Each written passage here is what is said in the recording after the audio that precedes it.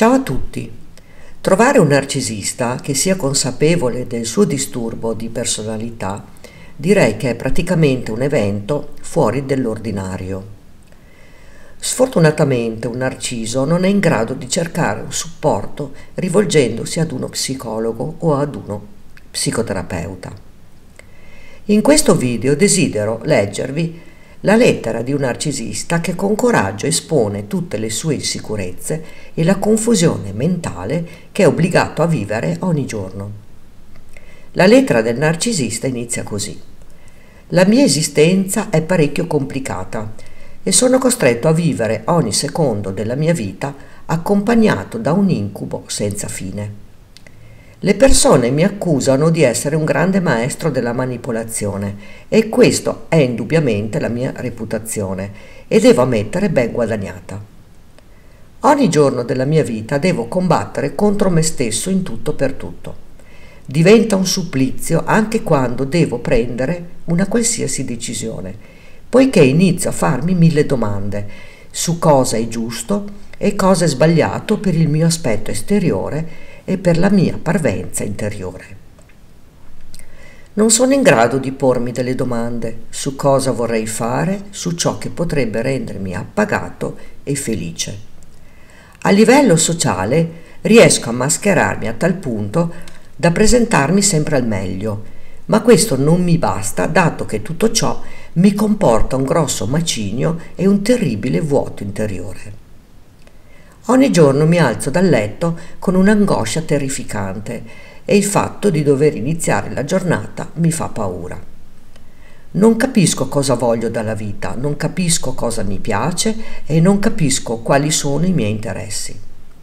La sola domanda che mi faccio è come apparirò oggi dinanzi alla gente. La mia esistenza è una routine, tutti i giorni la stessa cosa.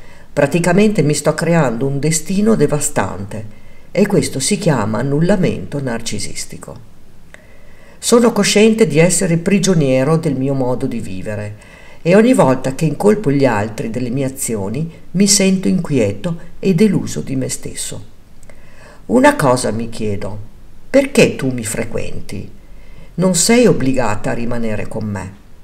Non ho empatia. Ti ferisco continuamente nell'anima e, cosa peggiore, non sento nemmeno sensi di colpa nei tuoi confronti. Non ho la facoltà di accogliere l'amore di un'altra persona e mi precludo ogni genere di equilibrio e di soddisfazione. Non serve che io ti racconti come ho vissuto la mia infanzia e il perché sono diventato quello che sono, poiché non servirebbe a nulla. Vorrei solo che tu comprendessi come mi sento e quanto vuoto ho nel mio profondo. Lo so, tu mi critichi e mi fai presente tutti i giorni di quanto io sia crudele, manipolatore e diabolico. Ma posso dirti una cosa: tu puoi scegliere. Tu puoi decidere di rimanermi vicino oppure andartene. Io, a quanto pare, non ho molta scelta. Con il trascorrere del tempo la mia ferita narcisistica si è alimentata, ma ora percepisco che la mia natura si è rotta ed è faticoso poterla aggiustare. Sono costantemente separato dalla realtà a livello emotivo. Non provo sentimenti, non so apprezzare nulla di quello che tu puoi fare per me.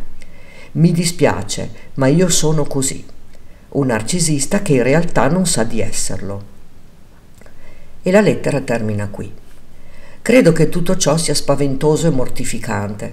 Rendersi conto che questi individui non vivono in pieno la vita è qualcosa di sconvolgente. Credo che per noi persone empatiche sia difficile da comprendere un'esistenza senza amore, senza affetto, senza provare quelle emozioni che il più delle volte ci fa sentire vive, magari con il cuore che pulsa all'impazzata al pensiero di aver trovato e poter vivere l'amore della nostra vita. Personalmente mi fa molta impressione sapere che esistono persone con questo disturbo narcisistico devastante che li condanna alla vita.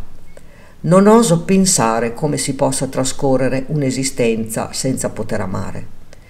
Tu riusciresti a vivere senza emozioni e sentimenti?